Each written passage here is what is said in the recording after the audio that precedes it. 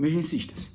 Hoje a gente discute um artigo publicado em 2018 no Annals of Emergency Medicine, que fala uma necessidade, né, de alertar o emergencista sobre um possível perigo na condução de alguns pacientes. Arroz com feijão, né, é rotina atender paciente com intoxicação alcoólica aguda.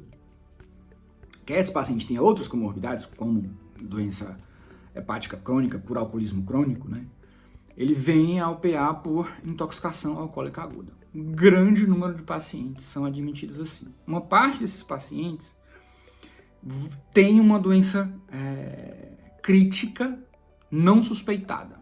Ou ele evolui, ou ele já tinha e passou despercebido. O caminho do meio na emergência é, sem sombra de dúvida, o mais difícil. Né? Não existe pecar por excesso em medicina. Não existe. A sua conduta tem que ser justificada pelas evidências. Então, se todo paciente com intoxicação alcoólica, você disser, não vou confiar na história dele, portanto, vou fazer tomografia e pedir todos os exames, e pedir leito de UTI, e colocar ele no leito monitorizado. Se você fizer isso com todos os pacientes de intoxicação alcoólica aguda, a gente não vai ter, né, recursos para atender todo mundo. E aí outros pacientes vão sofrer por isso. Então, não dá para ser assim. Não pode fazer isso. Da mesma maneira, o outro extremo também não é saudável, tá? Então, considerar que todo bebim, né, todo cachaceiro que é trazido, né, entre aspas, aí pra gente, ele vai passar, deixa ele num canto, ele dormir e passar a cachaça dele, né? Também é temeroso. Então, uma parte desses pacientes admitidos com intoxicação simples, né, eles têm uma doença crítica subjacente. O mais interessante desse artigo é que ele, embora seja um estudo observacional, ele se propõe a encontrar alguns preditores de evolução ruim. Coisas que a gente, na abordagem inicial, pode utilizar para pensar assim, rapaz, esse paciente merece mais atenção do que os outros, tá? Então, é um registro interessante, um desenho interessante de artigo que a gente vai explorar hoje. Intoxicação, alcoólica ou não, né? O paciente se apresenta no espectro, e eu não vou falar aqui do espectro grave, do paciente que chega para intubar, do paciente que chega afundado, né? Do paciente que chega trazido pelo SAMU, né?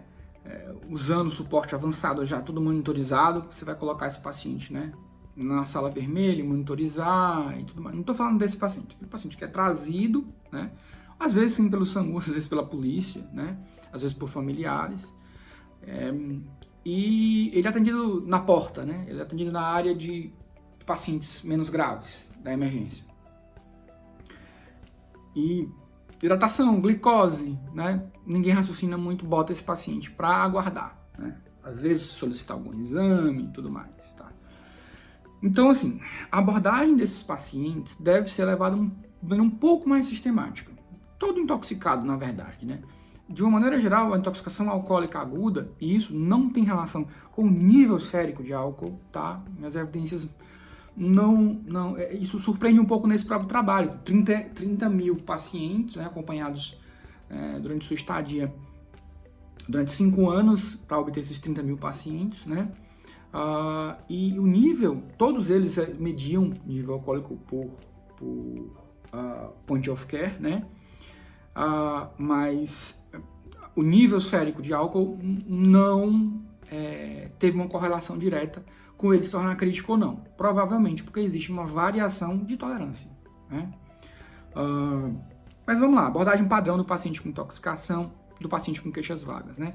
Os sinais vitais todos. Vamos usar os 5 sinais vitais, né? Que além de frequência cardíaca, frequência respiratória, pressão arterial e temperatura, muito importante temperatura, porque esse paciente, quando faz hipotermia, ele é um sinal, abaixo de 35 graus, é um sinal que a gente deve ser preocupante. A gente não costuma se preocupar com hipotermia, né? Especialmente os que atuam em lugares de temperatura mais moderada, né? Ou no sol escaldante aí de Fortaleza, por exemplo, né? Então, além desses 4 sinais vitais, dor, 5º sinal vital, né? Além desses, o 6º sinal vital que é a saturação, né? Além desse, o sétimo sinal vital, que é glicemia destro, glicemia capilar, né? E a depender do contexto, aquele oitavo sinal vital, né? A gente guarda esse para o doente crítico, mas nessa situação pode ser importante, que é a gasometria. No caso, provavelmente, se a gente está falando de um paciente deambulando, né, sendo atendido na área de menor acuidade da emergência, na porta, né, ou no eixo de pacientes deambulatórios, esse paciente merece uma gasometria venosa. Provavelmente não vai fazer diferença, né, se é arterial ou venosa, né? E aí, existem uns extremos, né, que a gente tem que se preocupar, como, por exemplo, intoxicação por álcools tóxicos, né? Aquele contexto de cachaça de alambique, né? Existe a possibilidade aumentada de presença desses álcools, né? E aí, claro, a nossa preocupação com esse paciente é proteção de via aérea. Isso é a primeira e mais importante preocupação. Especialmente, não deixe faltar na sua coleta de história o seguinte dado: a última dose foi quando? Tipo de bebida e última dose. Porque se você está recebendo um paciente que estava bebendo até 30 minutos atrás e perdeu a consciência e foi trazido, e estava bebendo destilado, por exemplo, esse paciente vai piorar. Ele foi trazido, conseguiu deambular, está lá no seu consultório, você examina e tudo mais, mas ele vai piorar, porque ainda tem álcool no trato gastrointestinal dele que ainda está sendo absorvido, né? Então esse é um dado importante que falta muitas vezes na coleta da história. A agitação e, portanto, riscos inerentes à sedação, ele pode se machucar por causa da agitação, né? Cair da maca, por exemplo. Já vi mais de uma situação dessa, o paciente agitado cair da maca. E aí, se ele está agitado, riscos inerentes a você tentar sedar esse paciente, a escolha do sedativo, enfim, isso é uma outra discussão. Se o paciente é agudo em crônico, né, se já é um etilista crônico, e esses são os usuários contumazes de emergência mesmo, acabam sendo levados diversas vezes à emergência, então, lembrar do risco de infecção, né, de insuficiência hepática, obviamente, e de hemorragia digestiva alta, que pode estar oculta ou mesmo envolta em folclore, né? Não, ele vomitou, mas ele bebeu vinho, tá vermelho porque ele bebeu vinho, não foi sangue não, né? Alguém pode chegar já diminuindo a problemática. E, principalmente, hemorragia intracraniana, tá? O rebaixamento do sensório pode ser confundido, né? Tanto o paciente alcoolista tem mais trauma, então ele pode fazer um traumatismo crânioencefálico, né? Como o paciente vitimado por hemorragia intracraniana pode se apresentar sonolento, né? E aí você precisa lembrar disso na evolução. Resumo é esse, da intoxicação alcoólica, né? Manter o paciente bem hidratado, considera magnésio, se for crônico desnutrido, considera tiamina, né? E a abordagem geral de gasometria venosa, bioquímica em casos selecionados, tá? Claro, se tiver trauma, se a história não for confiável, se tiver alteração neurológica, tomografia. Então vamos avaliar o estudo e seu desenho. O grupo do Hennepin County, então, é um estudo retrospectivo, né, que foi feito em 2011, 2016, né, no Hennepin County Medical Center, tá, que é um hospital terciário com cerca de 100 mil atendimentos ano, um dado muito importante para você saber como é que é o perfil de pacientes que são atendidos lá, e foram revisados 31.654 casos de intoxicação alcoólica. Nesse PA especificamente, né, e em vários outros dos Estados Unidos, tem o que chamam de maneira colorida de drunk tank, né? Então é um setor lá fechado em que ficam os pacientes de intoxicação alcoólica de baixo risco. São 16 leitos maca, né? Não foi descrito se tem monitorização para todos os pacientes, mas deve ter, né? E esses pacientes, depois da triagem, né? Ó, isso aqui é só intoxicação alcoólica, tá? Coloca lá no Intoxication Unit, tá? Não é uma unidade de tratamento para abstinência, é realmente para intoxicados. E basicamente, se o paciente for crítico desde o início da abordagem, ele não vai ficar lá, tá? Então, essa organização de PA ajuda o desenho do projeto, né? Porque o que a gente quer do estudo? O que a gente quer estudar aqui? A gente quer ver os pacientes que chegam em intoxicação aguda, simples, não complicada e que complicam, tá? Então, eles tinham um lugar só para guardar esses pacientes, tá? Todos eles tinham um conjunto de sinais vitais completo, né? e todos eles mediam, né, de maneira point of care, a concentração de álcool no sangue, tá? Todos os pacientes, isso era aferido, tá? Então foram acompanhados até a alta desses pacientes para ver quantos % deles desenvolveriam realmente doenças críticas, precisariam usar recursos críticos, né? Então a gente tem como população aí pacientes admitidos por intoxicação alcoólica. A intervenção foi deixar eles em observação, né? Não se aplica controle, né? Não temos outras pesquisas semelhantes para que a gente possa dizer quanto é que é a quantidade esperada, né? E os outcomes foi primeiro, né? Quantos e quando que eles complicaram, né? Usaram recursos, intubação, né? UTI, e os possíveis preditores. Aqui é que está interessante, né? E os autores, eles buscaram somente preditores que fizessem sentido, obviamente, né? E que pudessem ser observados ali na primeira abordagem, tá? Então, creatinina elevada. Não, creatinina eu não vou obter na minha primeira abordagem do paciente. Então, dentre os dados da observação inicial, o que pode ser usado como preditor desses pacientes, da evolução desses pacientes no PA. Então, avalie na tabela 1, sempre avalie o mais pormenorizadamente possível a tabela 1. É onde você realmente encontra a sua população inteira lá. Nada que me chame a atenção de maneira mais marcante, mas quando a gente olha para as comorbidades, a gente consegue ver que não era uma população muito doente, tá? Então, aí, muitas comorbidades psiquiátricas, né? Doença bipolar, esquizofrenia, né? O próprio alcoolismo, né? Um número pequeno de pacientes tinha doença hepática final, né? Doença hepática terminal, só 6%, né? A maioria absoluta de homens é o mais comum, realmente. O modo de chegada não parece ter uma importância especial, né? Olha só, a concentração, né? O BAC, né? A concentração de álcool na respiração. 234, tá? E mesmo entre os pacientes com sintomas de abstinência, a concentração de álcool no sangue foi alta. Foi maior do que zero. Quer dizer, vamos tomar cuidado, fica aqui um outro recado, né? Na abordagem de pacientes, muitas vezes a abordagem de paciente com intoxicação alcoólica aguda, ela se complementa com a avaliação do paciente em abstinência. Aquilo que a gente encontra nos livros do clássico, né, da evolução, hora por hora, que aqui aparece não sei o quê, aí vai aparecendo depois que tem convulsão e tal. Então, assim, como se tivesse que cair a zero o nível de álcool no sangue para o paciente apresentar sintomas de intoxicação alcoólica. E isso não é verdade, tá? Então, leve sempre isso em consideração, que o paciente pode contar na história que bebeu, né, como ele pode ter concentração de álcool no sangue, e isso não exclui, né, que ele já tenha sintomas de abstinência, tá?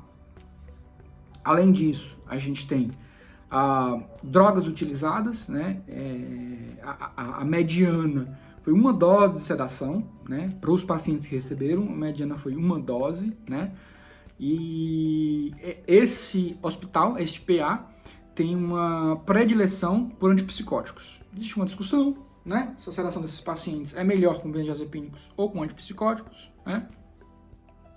Nessa amostra não parece ter influenciado, aumentado o número de taquiarritmias, né, nesses pacientes, tá?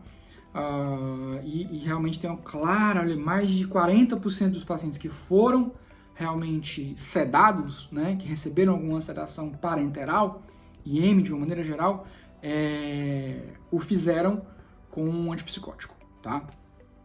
Um número muito pequeno de ketamina, muito pequeno, menor ainda de midazolam. Em termos de laboratório, vocês vão ver que nos resultados isso não chama atenção, esses resultados de laboratório aqui. Então, vamos aos resultados. Quantos pacientes evoluíram durante a sua estadia no PA com a doença crônica? Crítica.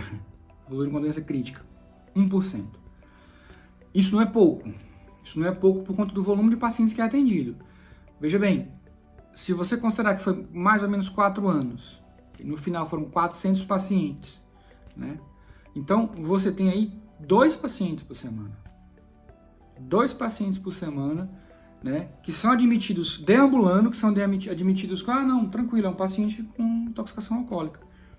E ele vai precisar ir para UTI depois, ou ele vai ser entubado, ou ele vai parar. Então, é bastante para um hospital terciário desse, né? Para quem está na emergência o tempo todo, tem que se preocupar com isso. Quando você imagina que dos pacientes com dor torácica, por exemplo, né? Só 10% vão entrar como síndrome coronariana aguda. Né? Desses, uma quantidade menor ainda, né? Dependendo do tipo de dor torácica, menos de 1% dos pacientes realmente tem síndrome coronariana aguda, tem elevação de troponina pelo menos, tá? E a gente aborda esses pacientes de maneira muito séria, faz o score, aborda o paciente, pede troponina muitas vezes e o risco deles é pequeno, tá? Então, vamos falar dos resultados aqui, desse 1%, isso aqui interessa pra gente, né? Então, eles separaram em 3 grandes grupos. Primeiro, relacionados ao álcool, segundo, trauma, e terceiro, causas médicas, causas clínicas, né? Ou eu diria causas emergenciais. Relacionadas ao álcool, né? Então, 30%, né, desses pacientes evoluiu, desse total que evoluiu mal, evoluiu com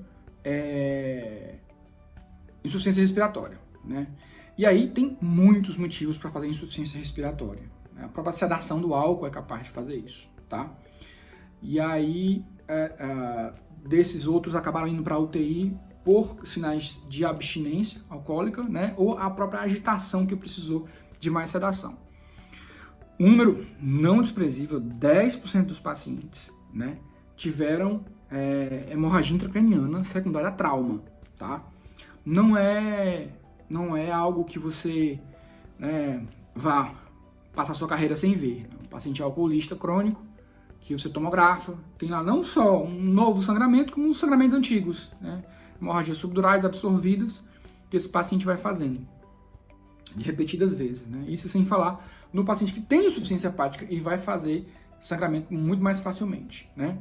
E de causas médicas, né, 34% do total foram causas médicas e o grande campeão é sepsis com 10%, 6% por hemorragia digestiva, né? Alto-baixo ele não diferencia aqui. Então, esses vão ser os principais diagnósticos. Então, finalmente, a gente tem aqui, depois da regressão, né, a comparação de cada uma das variáveis, né, que no início do trabalho pensamos, será que isso aqui vai prever lá na frente? Então, a tabela 3 mostra essa relação. E aí, surpresa, né? Nível de álcool. Nível de álcool não foi um preditor, né? O grupo que ficou crítico é 234 a média e o grupo que não ficou crítico 235, né? Não houve diferença entre os grupos aí.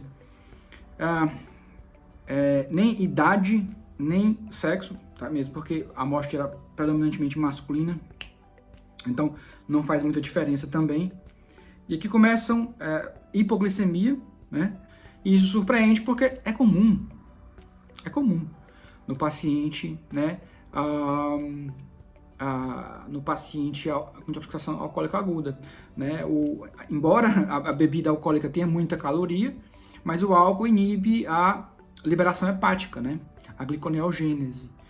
Então, cuidado, 17% dos pacientes críticos apresentaram isso como preditor. 5% hipotensão, meio óbvio, né? A gente vai pensar mesmo em hipotensão como sendo problemática. 19% taquicardia, aí aqui fica uma crítica ao trabalho. Cadê o choque index, né? 19% dos pacientes tinham taquicardia. Quantos por cento tinha realmente choque index? Tinha a pressão ok, tinha frequência cardíaca ok, mas a relação entre elas não estava bacana, né? Hipóxia, tá? Também, se você vai medir saturação e fizer hipóxia, você vai, né, se preocupar mais com esse paciente. 5% hipotermia. Então, de novo, cuidado, né, no paciente com hipotermia abaixo de 35. E aí, duas outras alertas, mas que não chega a ser surpresa de maneira nenhuma, que é realmente a sedação. 63% dos pacientes, né, que precisaram ser sedados acabaram usando recursos críticos, ou foram para UTI, ou foram para o tubo, enfim, né? E 36% são usuários frequentes. Então, muito cuidado. é o paciente que é freguês da emergência. Vem diversas vezes. Isso ao invés, né, isso em vez de alertar a gente para, como sendo um red flag, a gente, não, é o fulano de novo, voltou. 36% dos pacientes que se tornaram críticos eram esses usuários frequentes, né? Na abordagem inicial, você detecta praticamente todos eles você detecta, né? Então, já te ajuda a pensar, né? Alteração do sinal vital, não... No contexto de emergência, você olhando de maneira superficial esse resultado, você pensa assim, é claro que o paciente está com o sinal vital alterado, é claro que eu vou fazer uma coisa especial. Não, não vai. No contexto de emergência, a gente justifica muitas coisas. A gente procura narrativas para justificar. O paciente está agitado, frequência cardíaca de 115. Quando ele acalmar, melhora isso aqui, né? A pressão um pouquinho baixa. Desidratou porque vomitou. Então a gente vai criando narrativas de explicações na nossa cabeça para essas pequenas alterações sinais vitais. Cuidado, né? Isso no paciente com intoxicação alcoólica aguda vai ser uma armadilha para você, tá? Então cuidado com a hipoglicemia, muito cuidado com a hipotensão e taquicardia, né? Hipóxia, é óbvio, se tiver hipóxia abaixo de 92%, você vai se preocupar, vai fazer alguma coisa com esse paciente, claro, né? E talvez seja até um preditor aqui ruim, porque se o paciente rebaixa, ele faz hipóxia, né? Então a própria intoxicação eventualmente leva à hipóxia, se ficar tempo suficiente rebaixado, né? Nesse contexto aqui de sedação, de intoxicação alcoólica aguda, claro, tô falando todo rebaixamento faz hipóxia. Nesse contexto, vai fazer hipóxia, com certeza, né? E atenção para os fregueses da emergência. Então, a gente encerra aqui com uma mensagem, tá? De que, primeiro, o seu objetivo, quando aborda esses pacientes na emergência, é separar, né? Aquela frase que define a nossa especialidade, né? A medicina de emergência, ela é ciência e arte de separar os pacientes que estão mais graves do que parece, daqueles que estão menos graves do que eles pensam, né? Então o paciente procura emergência porque acha que tem alguma coisa séria e você vai perder tempo com esse paciente, às vezes gastar tempo, não perder, mas gastar tempo com esse paciente e você deveria estar lá com o paciente que está mais grave do que parece. Então é exatamente isso, vem ao encontro dessa nossa máxima da emergência, né? E aí sua meta aqui com esses pacientes é exatamente fazer essa diferença, né? Não é prescrição padrão, não é fazer o básico, não é esperar que o tempo passe, mas é encontrar nesse grupo de pacientes os que vão afundar, tá? É isso que você vai fazer. Dica extra, procurar sinais de abstinência, mesmo em pacientes que estejam alcoolizados ainda. Por isso que eu encerro aqui falando do SIWA.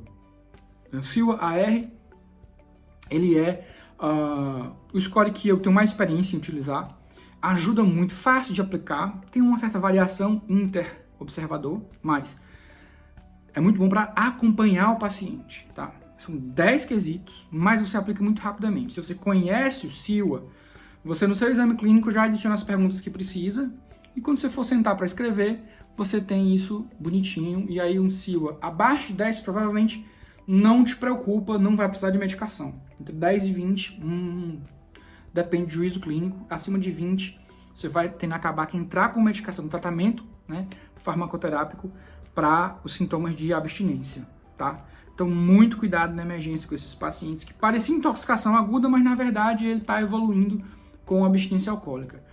E, parênteses aqui, na minha experiência eu trabalhava num serviço com um volume muito alto de pacientes com abstinência alcoólica, numa comunidade muito complicada, uma emergência muito bem estruturada, na periferia de São Paulo, mas com um nível de pobreza muito alto, muita intoxicação alcoólica, e a gente costumava dizer que o paciente entrava com intoxicação alcoólica e se ficasse tempo suficiente fazia abstinência alcoólica, né?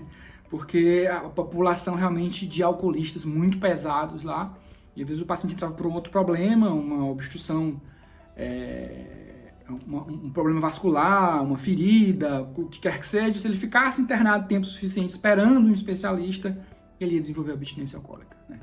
Então isso também pode acontecer, mas está mais bem registrado em termos de pacientes internados, né? Na emergência, esse é um dos poucos trabalhos que mostra essa realidade. O paciente tem nível alcoólico e está apresentando sinais de abstinência alcoólica. Então, muito cuidado, aplica isso, deixa registrado no prontuário, passa para o teu companheiro que te render no plantão, para que ele possa fazer o acompanhamento, tá? Acompanhamento da efetividade das medidas no tratamento da abstinência alcoólica, tá?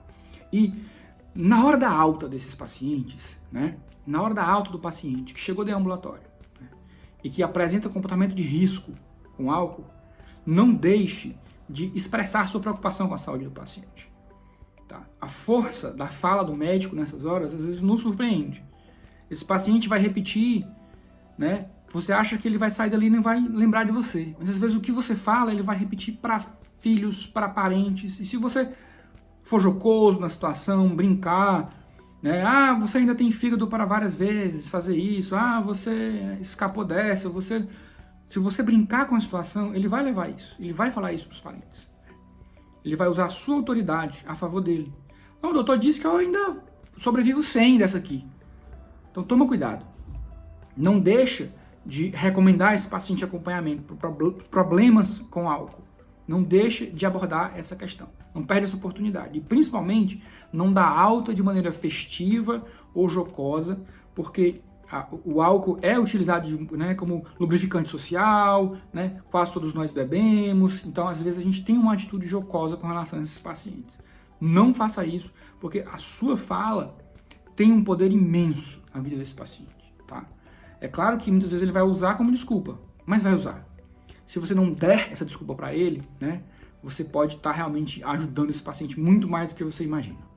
Muito obrigado pela atenção.